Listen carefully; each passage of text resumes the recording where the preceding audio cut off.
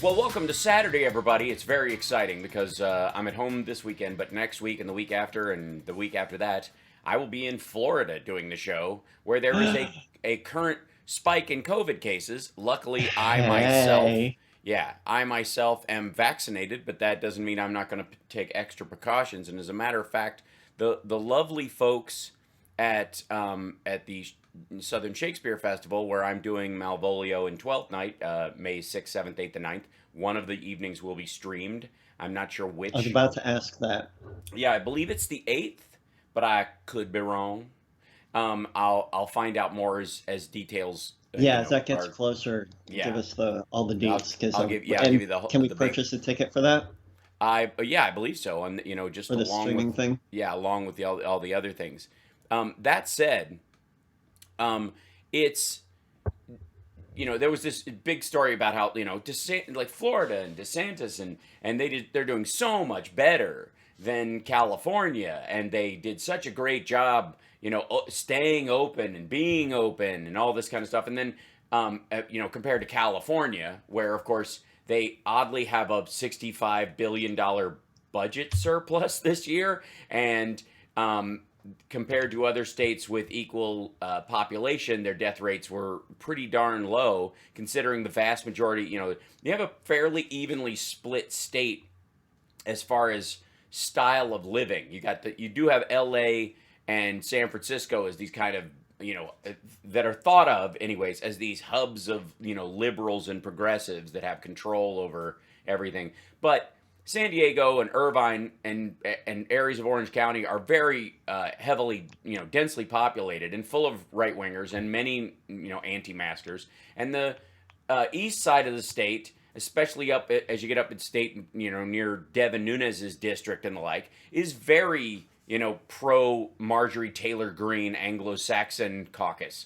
So the death rate, while you might say, well, California is like this, the reality is the death rate was initially a spike in the cities because that's where the virus hit before we had any vaccines, before we knew what treatments were available.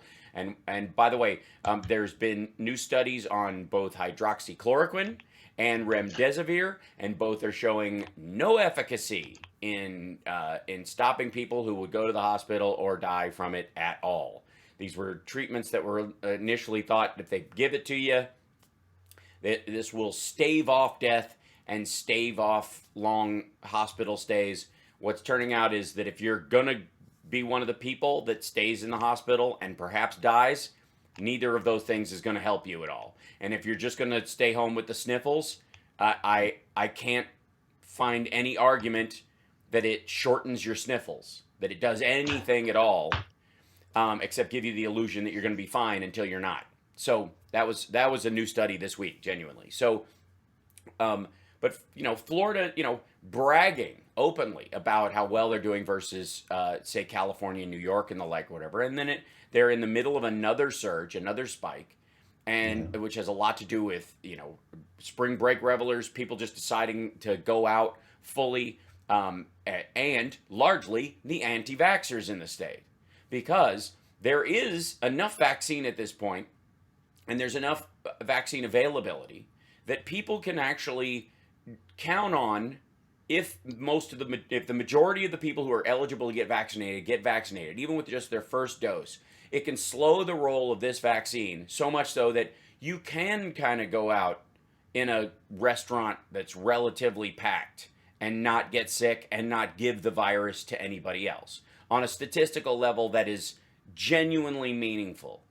One of the concerns, and what Dr. Fauci and Jim Jordan had their big blow up about this week, and I don't know if you saw that, John, but No. yeah. So yeah, I mean, it's basically Jim Jordan just screaming about liberty. And oh my God, thank you, Hal Vickery, celebrating his second Moderna shot 2 days ago. Hey, Yay! Hal Vickery is fully vaccinated, that's Al as am coming in I. strong. Yes, that the Hals are staying are well in the vaccine camp. Um, that over the course of that the Jim Jordan is yelling at Fauci up about in these sort of oversight hearings that they're having, that when are Americans going to get their liberties back? that liberties have been under attack. And even in terms of Dr. Fauci says Americans' First Amendment rights have been attacked. Their freedom of religion, which I don't know anybody who only believes in God when they're in church. Not really. I know some people who go to church to pretend that they believe in God for other people, but that's not the same thing, right? That's, if you only believe when you're in the building and don't believe it when you're outside the building, you're an anomaly as a human being. It's a very, very curious, or you're just oddly gullible. The minute you go in, you believe absolutely, and then as soon as you step out, you're like, oh, well, reality and gravity and physics are clearly a superior thing to follow.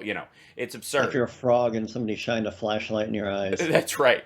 And so, he became, very heated, and this is the one where some people have seen where, Fauci is saying you're ranting again, which is an apt description of what Jim Jordan is doing. But Jim Jordan effectively represents the anti-vaxxer, crowd. This is and the linkage between Ohio politicians and Florida politicians is well known and has been around for a long time, ever since they were the original swing states for most of our lives. If you won Ohio and you won Florida, you won the nation. That is no longer true. And it's been leaning not true since the early 2000s. And so now they're feeling that kind of pinch, and so DeSantis with the, as much as he's like, we beat California. Well, the only reason you even came close to pretending that you beat the California is because you had state officials raiding the house of a woman who was posting legit figures because she knew as a public health official that Florida was manipulating the data to look like their deaths were lower. And Florida shaved off 4,249, I believe, of the dead to make their numbers statistically better. So, and one of the things that they How bring do up, all the families feel about that? Yeah, yeah, yours didn't count, right? Yeah. This was, or if they can bring him back to life, I'm for it. Talking. Yeah. Well, if you could bring him back to life, Florida would be out of business because a large, as my grandmother once said, do you have any idea how hard it is to get a body out of Florida? And which is weird for your grandmother to say at the Thanksgiving table if she's not the head of a mafia family. Right. Right. You would think that was the most mafia thing my grandmother ever said. And the reason was is because they had a condo down there at the time that they would go and visit, but they were concerned about hanging out down there because if one of them died, Florida has all these rules about shipping a body out of the state. They want you buried down there. They make it as hard as possible so that family will come and visit you and then go to Disneyland or Disney World and Epcot Center and to the beaches and stuff. They want you to come. Hey, they died here. They should be buried here, and then you can come and it's like cemetery tourism is a part of the financial. There you go. Structure of Florida. So part of the question was, and I wanted to address this in the first part, was that Dr. Fauci's wearing a mask, and so is Jim Jordan. Both of them have been vaccinated, by the way, and Jim Jordan was, and Tucker Carlson and this crowd, and I think Jim Jordan was on Newsmax or Fox, and they were both complaining about the fact that, he's been vaccinated. He's the biggest, their medical expert on Fox said he was the biggest he's the biggest anti-vaxxer there is because he's had the vaccine and he still wears a mask, so he's making people believe the vaccines aren't efficacious. What he's at the point of is that we know that there are asymptomatic carriers when people have been vaccinated. While you might not get sick, you might pass it on. It's a very slim chance, but it's a possibility. And when you operate in the kinds of halls of Congress where almost everyone except Jim Jordan is essential, you are endangering our republic if you give the virus to somebody else. Right. I've been getting a flu shot for years. Right. And if the flu shot doesn't stop me from getting the flu, if I get the flu, I might not even notice because it's not nearly as bad as it would have been. It might just be a tickle in my throat or a stuffy nose one day. But I could still give somebody the flu. That's right. And that is until there's like I said, that cloud of immunity around you where there's enough people that have been vaccinated. Oh, I have that all on my own long before I got my first shot. That creates 6 foot distancing anyways. That's right. Yeah, you can't avoid it. I will say in terms of it, like him wearing a mask and the like, one of the reasons why was a story that came out that in the 77 million people that are fully vaccinated in the U.S. anyways, in the study when it was conducted. So this was a few weeks ago. There's obviously more people vaccinated now. 5,800 breakthrough infections have been reported. 50 leading to I believe 74 hospitalizations. No, beg your pardon.